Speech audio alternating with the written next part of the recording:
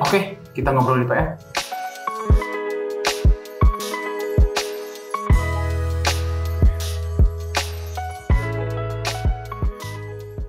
Assalamualaikum Sobat PR, Alhamdulillah kita ketemu lagi di Ngobrol di PR. Ini kayaknya kelanjutan dari mimpi waktu itu, waktu edisi awal soal pusat peradaban baru. Waktu itu dengan Mas Teddy itu masih ngobrol konsep kalau GBLA akhirnya dipegang atau dikelola oleh PT PBB. Dan alhamdulillahnya di tahun 2023 ini sudah mulai terwujud.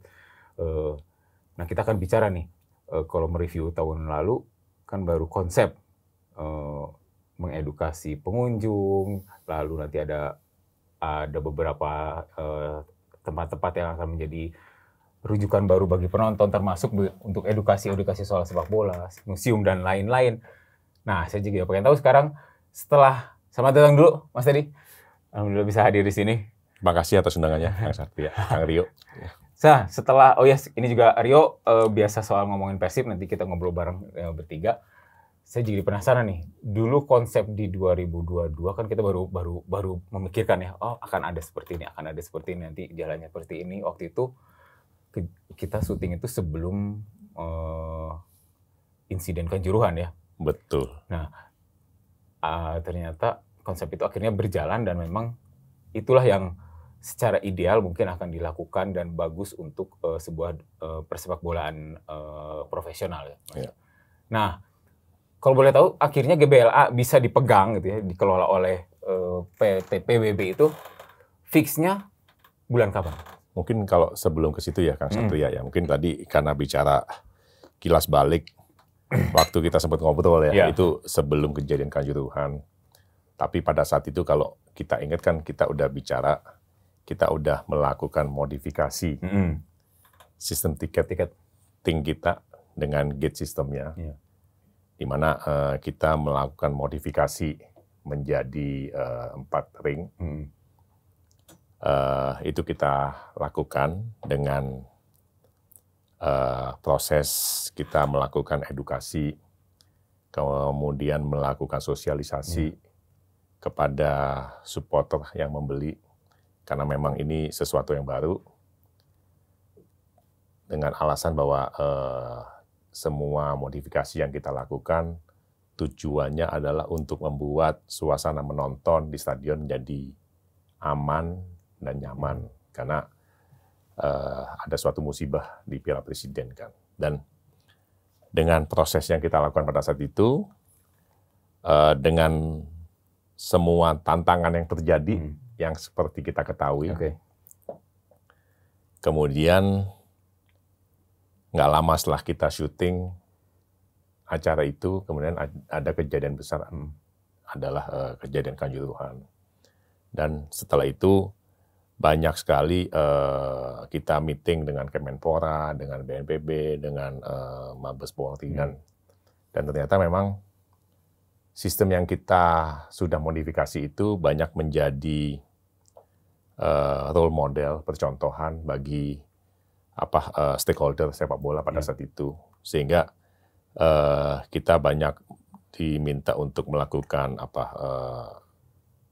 penjelasan lah mengenai sistem yang kita lakukan, dan itu terus berjalan sampai sekarang, di mana pasti kita akan melakukan terus perbaikan, termasuk tempat penukaran tiket yang terbaru. Kita sudah bisa mendapatkan tiket yang lebih dekat dari dengan stadion GBLA, yaitu di Denang, di Kiara Condong. Oh, jadi nggak usah jadi nggak terlalu jauh, dan kedepannya pasti kita akan berusaha untuk bisa semakin dekat untuk mencari tempat penukaran, karena memang penukaran ini, tiket gelang ini menjadi penting sebagai alat untuk melakukan filterisasi dari penonton, dari supporter yang sudah mempunyai tiket.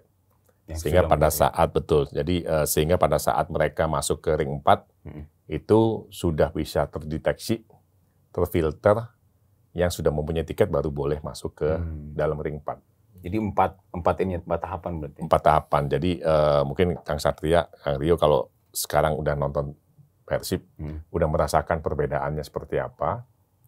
Dan bahwa ini adalah suatu proses tadi menuju peradaban baru menonton sepak bola di Persib di Bandung. Dan ini akan kita secara konsisten kita lakukan karena kita memang punya rencana besar untuk bisa membuat peradaban baru ini. Apalagi dengan kemajuan teknologi sekarang, kemajuan digital, bahwa nanti ke depannya mungkin kita akan melakukan tambahan instalasi teknologi face recognition. Di mana kalau memang yang membeli adalah Kang Rio, pada saat masuk stadion, ya pada saat di face recognition, kalau bukan Kang Rio ya nggak bisa masuk. Walaupun punya tiket gitu ya? Walaupun punya tiket. Jadi pasti tahapannya akan menuju ke sana. Karena kita berkeinginan bisa melakukan identifikasi dari penonton, supporter yang membeli tiket, dipastikan sama dengan yang datang ke stadion. Karena ini pada akhirnya adalah dengan alasan faktor keamanan. Sehingga kita bisa diharuskan untuk mengidentifikasi. Dan pada saat itu, pada saat situasi seperti itu, sampai dengan tempat duduk pun mungkin akan bernomor. Oh, by name, by nomor ya. Jadi kayak naik pesawat lah ya, atau naik pesawat. Nonton bioskop, sesuai nomor. Iya, betul. Oh, itu dibicarakan juga waktu itu ya. Jadi memang sudah mulai ke sana ya. Sudah mulai ke sana. Apa yang kita lakukan sekarang ini memang menuju ke arah sana. Diperlukan suatu proses dan sumber daya juga untuk menuju ke sana. Dan ini yang terus-terusan kita sosialisasi, kita edukasi, dan kita juga mohon pengertian dari teman-teman penonton, semua supporter, untuk bisa beradaptasi dengan cara ini, karena memang ini yang akan kita lakukan ke depannya untuk meningkatkan peradaban. Dan memang sebenarnya kalau dilihat sampai dengan pertandingan terakhir di putaran pertama kemarin, banyak sekali perbedaan dari profil dari penonton. Itu memang semakin banyak keluarga dengan membawa istrinya, membawa anak-anak kecil. Ada juga yang perempuan juga membawa anak-anak. Jadi itu memang sudah mulai banyak terlihat, dan itu juga di-acknowledge oleh beberapa pihak. Dan ya mudah-mudahan jalannya bisa dilancarkan. Butuh kerjasama dengan semua pihak untuk bisa bersama-sama mewujudkan semuanya ini. Karena ini pasti buat kebaikan kita bersama. Nah tadi Pak mau tanya juga, tadi kan disinggung soal adaptasi ya, peralihan sistem pembelian yang dulu konvensional mungkin sekarang ke arah modern. Cuman di balik tujuan itu kan kita sebagaimana kita tahu juga kan banyak isu ya Pak ya di kalangan komunitas gitu. Salah satunya sekarang kan sistemnya one person one ticket gitu, satu KTP satu tiket. Nah itu ada isu di kalangan komunitas ketika mereka terbiasa untuk beli tiket kolektif gitu ya Pak ya, sekarang harus satu-satu itu katanya sulit atau meribetkan gitu. Nah itu dari PT PBB seperti apa Pak? Ya itu ya mungkin memang perlu proses adaptasi lah sebenarnya, karena kan ya kayak kita dulu waktu zaman-zaman ojek online, kalau kita ingat di awal-awal ya kan, di awal-awal adanya ojek online kan juga banyak sekali penolakan, ya kan, orang juga belum terbiasa memakai aplikasi ojek online.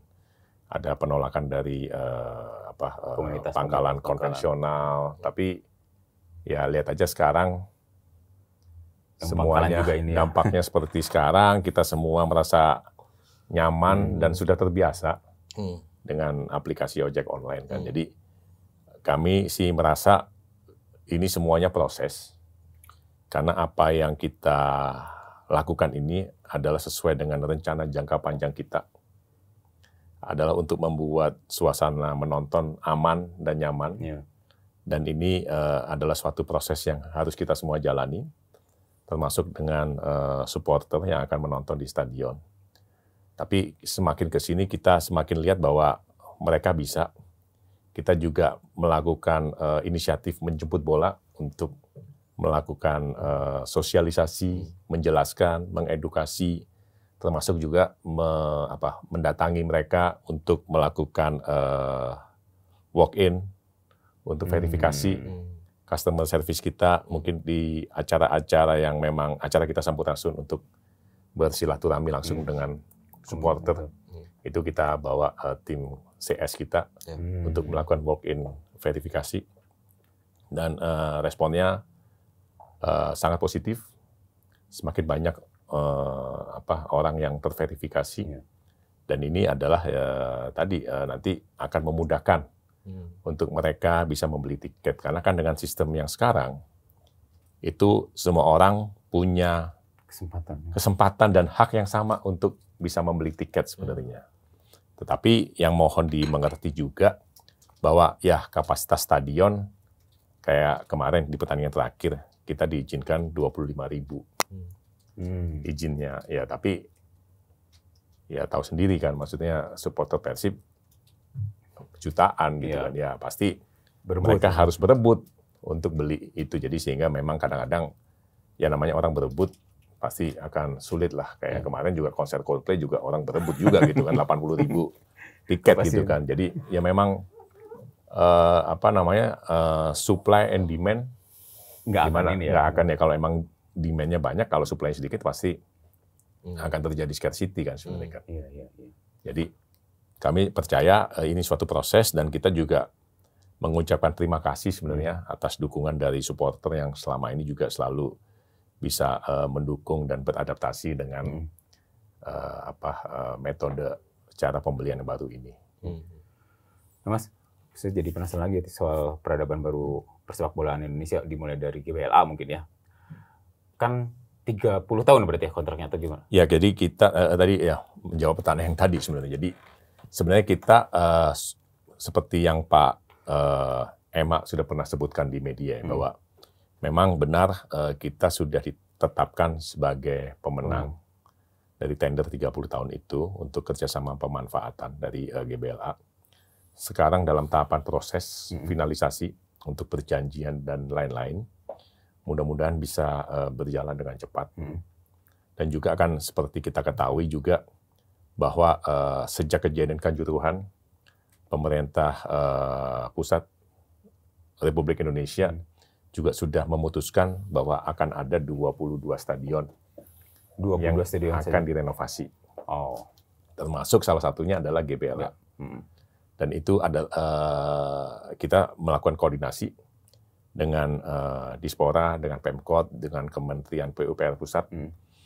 Benar bahwa GBLA akan direnovasi, diperkirakan mungkin mulai Desember atau Januari 2024. Ya kita tunggu detail pelaksana seperti apa, karena saat ini memang sedang dalam tahapan diskusi dan finalisasi dari renovasi tersebut.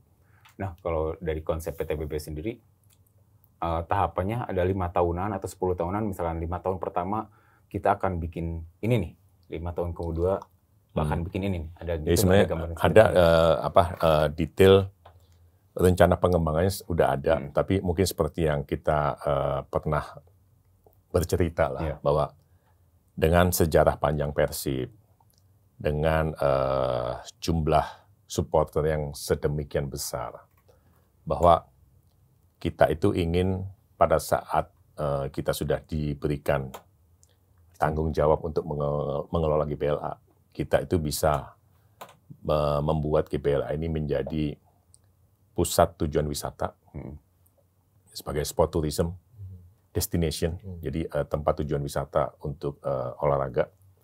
Dengan kita bangun tadi dengan secara panjang Persib, kita ingin bangun suatu museum Persib di situ. Kemudian orang akan datang, baik turis domestik maupun turis mancanegara, ya seperti klub-klub di Eropa lah sebenarnya. Jadi turis akan datang membeli tiket untuk masuk ke museum Persib, dan diwajibkan harus dengan tour guide untuk menjelaskan mengenai sejarah Persib, dengan dibuat desain jalannya satu arah. Oh, jadi kayak muter gitu ya, muter satu arah dengan satu tour guide tadi untuk menjelaskan mengenai sejarah, termasuk spot ini mengenai apa dan lain-lain. Nanti akan satu jalur akan keluarnya di Stadium Tour. Stadium Tour. Stadium Tour. Jadi nanti si grup dari wisatawan ini akan bisa masuk ke ruang ganti pemain misalnya. Oh, ke locker room ya. Jadi Ke locker kayak di room luar ini, juga gitu ya. Betul, locker ini room. tempat duduk si Dado misalnya. Ini tempat duduk Jupe, tempat duduk Teja dengan jersinya masing-masing. Jadi kan karena kan tidak semua orang bisa masuk ke stadion. Ya kan? Ya, Kang Rio aja ya, betul. udah pernah belum masuk ke ruang ganti pada saat pertandingan? Belum pernah. Belum pernah kan? Karena memang tidak diperbolehkan. Itu Ya kan? Jadi clear area. clear area semua. Jadi orang pasti pengen tahu untuk melihat suasana di ruang ganti seperti apa sih, fasilitasnya seperti apa, kemudian ruangan press room seperti apa, setelah itu ada ruangan treatmentnya seperti apa, terus kemudian sampai ke lapangan, karena kita juga nggak boleh kan ke lapangan kan, orang awam kan, duduk di bench pemain, ya, terus bisa foto-foto di situ, experience, kemudian dari stadion tadi akan keluar di merchandise megastore. Di ujungnya itu ya. Di ujungnya akan keluar di situ, ya orang akan selesai turnya, dibebaskan untuk melihat-lihat atau belanja di megastore-nya Persib. Kemudian juga ada kafe rencananya, ya orang bisa juga nongkrong duduk di situ. Dan mungkin tadi selain tempat wisata, mungkin ini akan menjadi suatu kawasan. Pusat kegiatan lah, kawasan. Jadi mungkin ada komersial area, mungkin di tempat parkiran kita acara mingguan mungkin bisa ada slalom test, ada drag race. Ya. Jadi si kawasan masih mencukupi gitu ya. Termasuk kalau ada lapangan-lapangan kecil ada acara musik festival, ada basar. Jadi artinya si kawasan tuh bisa hidup tidak hanya dari pertandingan gitu. Jadi pasti akan memberikan dampak yang sangat bagus kepada pemerintah Kota Bandung, memberikan retribusi pendapatan tambahan kepada pemerintah Kota Bandung, meningkatkan ekonomi dari Kota Bandung, masyarakat setempat, ya pasti akan multiplier efeknya bakal banyak sebenarnya. Kalau di kalangan supporter Pak kan dari dulu ya pengennya tuh punya training ground sendiri. Nah nanti apakah pembangunan training ground itu masuk prioritas buat dibangun di GBLA atau mengembangkan di Sidolik yang sekarang? Ya sementara kalau sekarang kan kita prioritas masih di pengelolaan GBLA. Ini yang kita fokuskan karena memang dibutuhkan sumber daya yang sangat besar sebenarnya untuk bisa tadi merenovasi dan lain-lain. Nah, untuk sementara ini mengenai latihan tetap di GBLA dan Sidolik. Berganti-gantian sebenarnya. Ya. Pak, Rio, tadi itu mau nanya apa, Rio? Ini saya juga, Pak. Soal tiket sih sebetulnya yang tadi nyambung sih Pak. Soalnya kan ini cukup ramai ya jadi isu di putaran pertama kemarin gitu. Nah, putaran kedua mungkin ada perubahan. Kabarnya tadi, saya jadi pertanyaan, ketika ada 4 gate sistemnya, kan sekarang komunitas sudah mulai masuk, terus apakah ada razia-razia nggak gitu? Itu berfungsi nggak itu? Jadi kan kita itu kan bukan hanya menonton pertandingan lah, maksudnya kita itu hidup pasti ada aturan, ada regulasi, ada tata cara, dan ada hukumnya sebenarnya kan. Jadi kalau kita turunkan lebih ke bawah lagi, ya pada saat kita membeli tiket itu juga ada aturannya. Kita menonton bola itu ada aturannya, mulai dari aturan dari hukum umum, terus kemudian aturan PSSI, hukum LIB, kemudian tadi mengenai aturan pertiketan yang ada di tiket kita itu kan ada poinnya banyak banget tuh. Itu jarang dibaca biasanya orang-orang. Ya mungkin. Dan itu ya kita pasti kita akan taat dengan peraturan yang ada. Ya baik peraturan yang lebih atas atau peraturan pada saat ada di dalam tiket yang sudah dibeli. Nah pasti aturan-aturan itu pasti akan kita taati, kita tegakkan, dan memang ya kita juga mohon kesadaran dari teman-teman supporter semua untuk bisa mentaati aturan itu. Iya. Karena kan aturan tersebut kan dibuat pasti ada alasannya. Pasti kita akan tunduk di hukum dan aturan yang lebih besar. Kita harus taat sebenarnya. Jadi namanya aturan, hukum pasti dibuat karena ada alasan tertentu.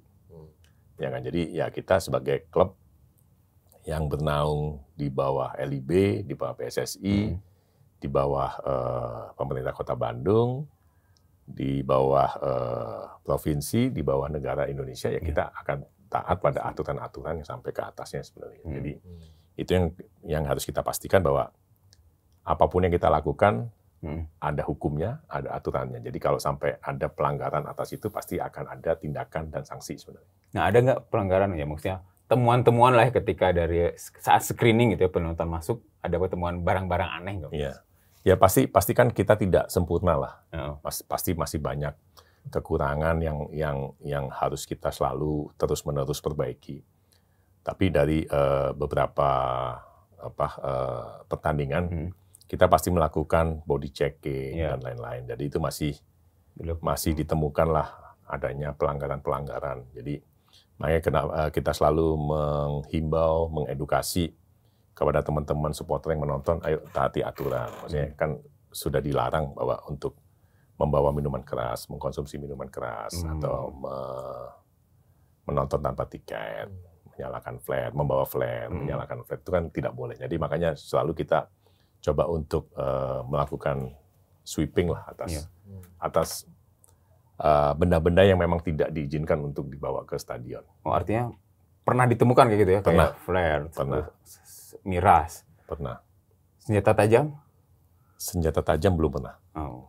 Pak, penerapan satu KTP satu tiket ini kan mungkin salah satunya supaya tidak ada lagi calo tiket gitu ya Pak ya? Bukan sebenarnya. Tujuannya bukan itu. Tujuannya lebih untuk mengidentifikasi siapa yang beli, siapa yang nonton. Karena itu adalah buat faktor keamanan. Jadi kalau kita tidak pernah sama sekali mengkaitkan bahwa tujuan dari pembelian satu KTP satu tiket adalah untuk mengurangi calo, itu enggak. Kita enggak pernah. Karena pada akhirnya ya namanya kalau memang niat untuk mencaloin ya, dengan sistem yang sekarang itu masih bisa dilakukan sebenarnya. Masih bisa dilakukan, masih ada peluang kalau misalnya niatnya misalnya Kang Satria yang beli tiket, terus kemudian pada saat ngambil Kang Satria juga yang ngambil. Tapi bahwa pelaksanaannya masih diberikan ke orang lain, untuk saat ini masih bisa. Tapi pada saat nanti kita sudah menerapkan face recognition, udah nggak bisa. Jadi percuma aja. Kita aja. beli 5 misalkan atau 10, terus nggak bisa. Datang dibagi-bagi gitu ya? Nggak bisa. Karena terdaftarnya atas nama Kang Satria yang beli. Jadi teknologi itu sekarang udah ada sebenarnya. Sudah mau diterapkan kapan nih kira-kira? Bukan maksud saya teknologi face recognition itu sekarang sudah ada. Dan kalau kita ke bandara sekarang, kita mau terbang ke luar negeri, kan udah nggak pakai cara manual. Iya.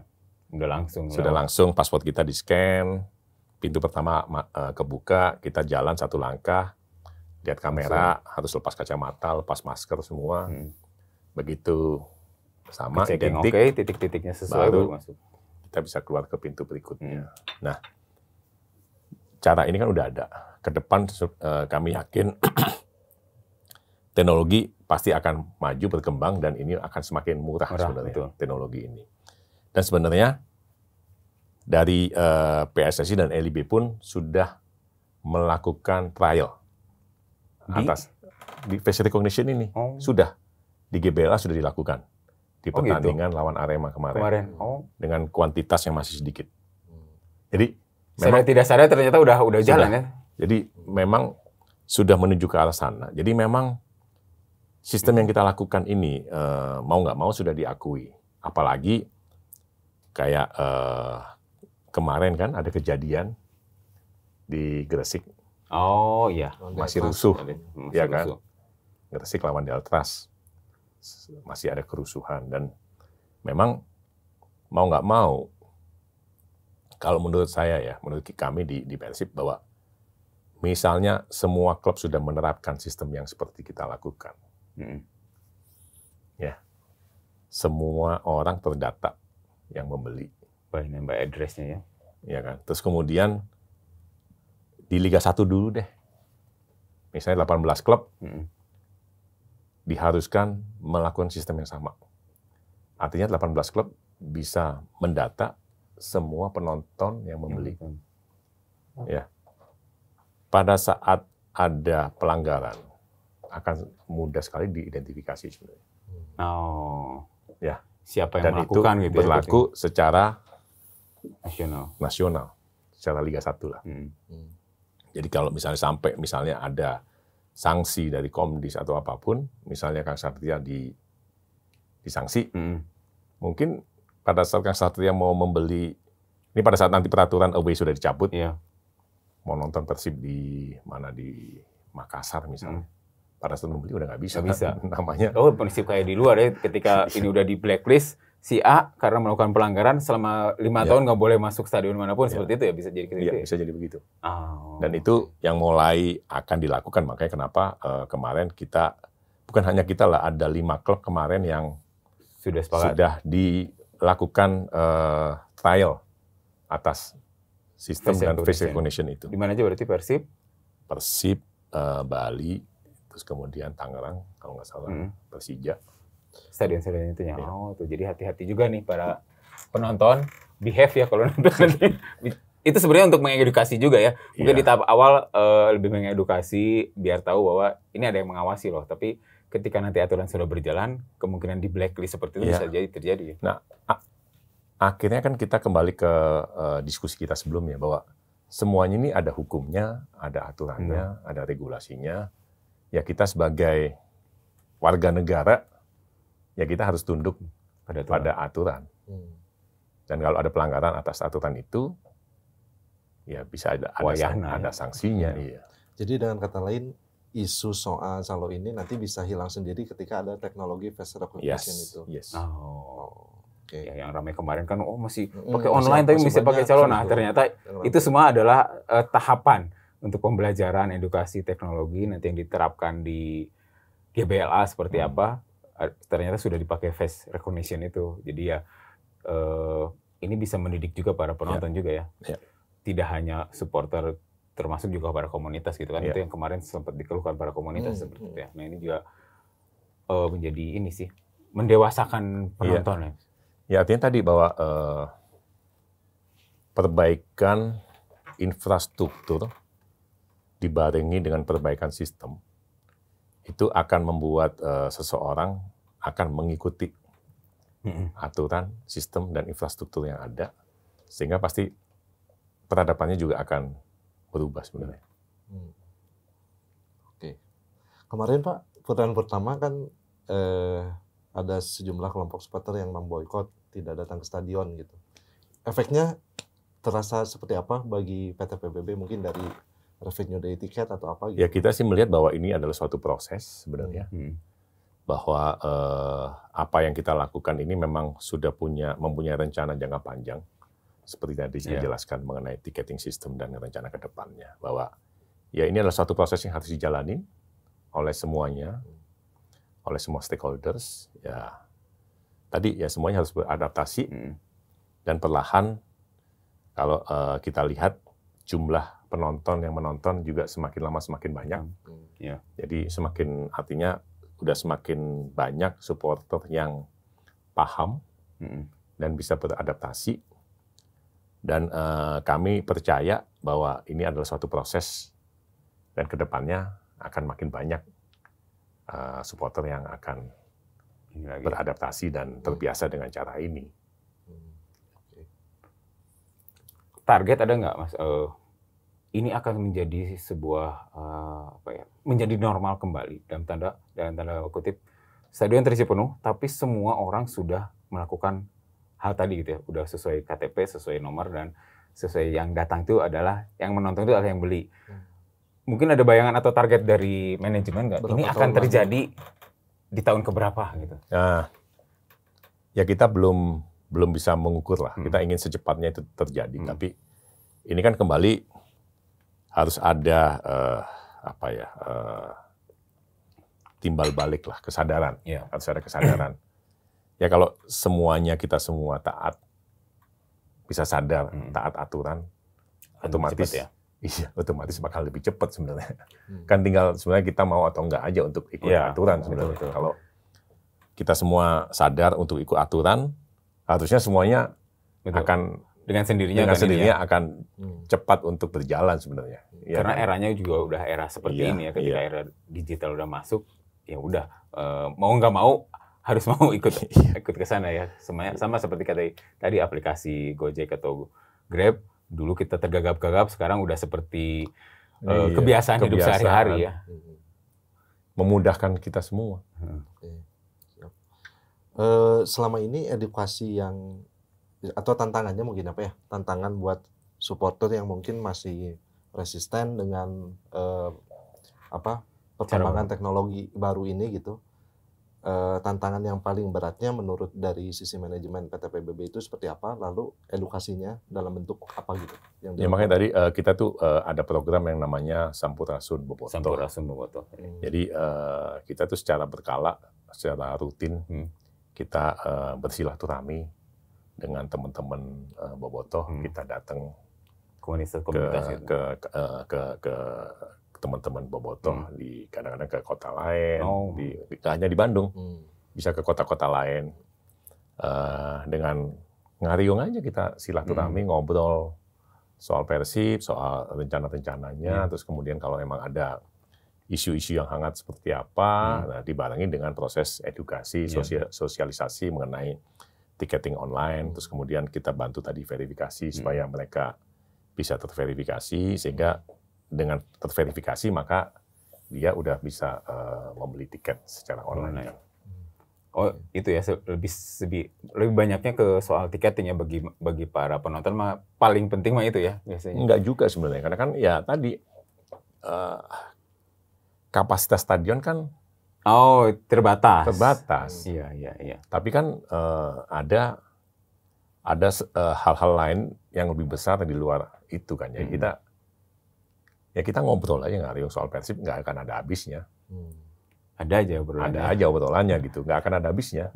Jadi ya sama-sama bicara sesuatu yang kita sukai, gimana sih maksudnya, ya nggak akan ada habisnya. Selama program itu insight apa yang paling banyak dari Bobotoh buat manajemen? Ya kita dengar lah mengenai masukan-masukan mengenai tadi maksudnya mengenai online, terus kenapa harus tukar gelang, kayak gitu-gitu kan. Jadi kita berjelas lah bahwa ya semuanya itu kan kita harus tukar gelang karena ini adalah suatu tahapan yang harus kita lalui karena kita mau melakukan filterisasi dari penonton yang tidak bertiket tapi mau datang ke stadion. Karena kan ini menjadi kebiasaan dari zaman dulu kan, tapi sekarang kita sudah bisa minimalkan sangat besar sebenarnya di efek dari tiket gelang ini. Kita udah bisa filter penonton yang tidak bertiket untuk masuk ke dalam ring 4. Itu sekarang sudah sangat jauh lah dibandingin dulu. Bahwa kita bisa ngefilter untuk orang-orang dengan cara gelang itu. Memang agak merepotkan bagi teman-teman supporter, apalagi yang dari luar kota.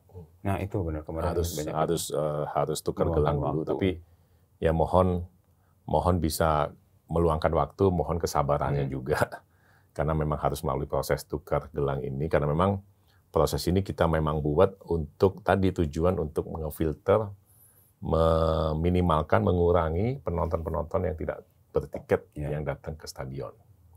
Ya, tapi sebenarnya kan kalau emang kita niatan udah pengen nonton, kita mendapat tiket, ya kita mesti harus spare waktu untuk tadi harus tukar gelang. Karena kan juga pengalaman kita juga ingin ingatkan juga ke teman Bobotoh untuk tidak membeli tiket dari luar apps. Karena kita juga menemukan ada beberapa teman Bobotoh yang tertipu membeli tiket gelang, ternyata palsu. Ada ya banyak. Ada beberapa. Makanya kenapa juga tiket gelang ini kita juga baru buka penukarannya di hari H. Di hari H aja masih Masih ada banyak yang yang gitu ya. masukin gitu, apalagi kita mau bagikannya di H-3 gitu kan. Jadi memang kalau kita bisa mulai buka penukaran tiket gelang di H-3 itu akan memudahkan teman-teman supporter yang menonton. Iya. Tapi ada risiko tadi. Iya, hanya sih kalau dari luar kota ya datang Semakin harus banyak pemalsuannya, dan kalau sampai ada korban yang membeli, kasihan sebenarnya. Jadi makanya kita selalu juga mengedukasi, mengingatkan untuk membeli dari aplikasi official Persib. mungkin nggak Mas suatu saat tidak perlu tukar gelang tapi langsung datang langsung Ya udah, ke pada screen. saat face recognition tadi. Ternyata udah mulai ternyata ya. Iya, karena kan sistem gelang ini kan juga kita buat karena ada musibah kemarin. Ya. Sebelumnya kan kita Nggak tidak ada, perlu iya. tukar gelang, cukup dengan scan barcode yang ada di tiket elektronik. Tapi kan banyak penyalahgunaan. Iya, Tadi orang tidak bukan dapat itu tiket. ya. Bisa masuk. Bisa masuk, bisa datang sampai ke ring 2. Dan itu ada musibah waktu kita modifikasi dengan cara sekarang. Jadi ya tadi, ya mohon kesabarannya, juga mohon maaf apabila lebih merepotkan, tapi ini memang buat alasan keamanan, kita modifikasi dengan sistem sekarang, dan terbukti sejak kita terapkan ini, suasana menonton di stadion lebih nyaman, makin dan aman, dan kemudian banyak keluarga, Makin anak-anak, beragam penontonnya. makin beragam penontonnya, dan kita ingin butuh bantuan juga teman-teman semuanya untuk bisa paham, mengerti dengan proses ini dan bisa mengikuti proses yang dijalankan sekarang ini. Memang tujuannya buat membuat lebih baik Persib yang lebih baik, kemudian membuat suasana menonton di GBLA juga lebih nyaman dan aman. Oke.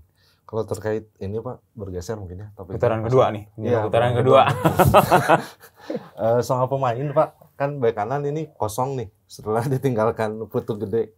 Kira-kira mungkin bisa kasih tipis-tipis itu Mas. Ditunggu aja. Ditunggu aja. Oke. Kalau Berarti- memang ada tambahan dari bek kanan. Asing atau lokal Pak? Ditunggu aja Mas. Tapi kalau asing udah 5+1 ya? Iya, Udah Pak, 5+1. Beda sekarang. satu. Udah ada Tyron dengan Madinda. Iya. Tyron udah tetap berarti ya Tyron. Nanti akan diputuskan oleh tim pelatih. Susah ya Pak. Susah ya. Susah Bos. Susah Boto. Tapi yang terbaik pasti ya untuk teman-teman. Pasti apapun yang kita lakukan, maksudnya teman-teman di Persib itu pasti akan melakukan yang terbaik buat Persib pasti. Nah Jadi, Pak, sekarang kan ini kompetisi kan juga berubah ya formatnya. Iya. Jadi sekarang pakai format championship nih. Iya. Jadi nggak harus selalu finish di peringkat 1 sebetulnya ya buat juara.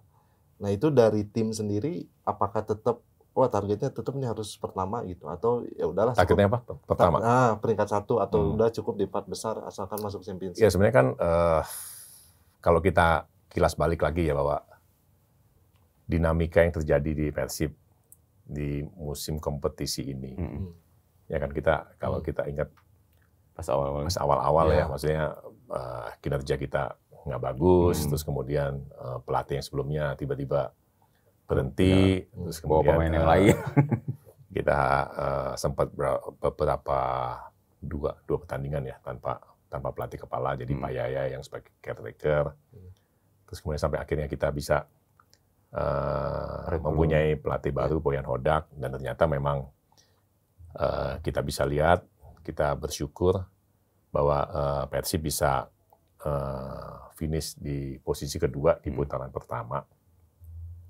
Ini sesuatu yang kita syukuri, karena dengan format kompetisi yang sekarang, kita cukup berada di 4 besar untuk bisa masuk ke Championship Series.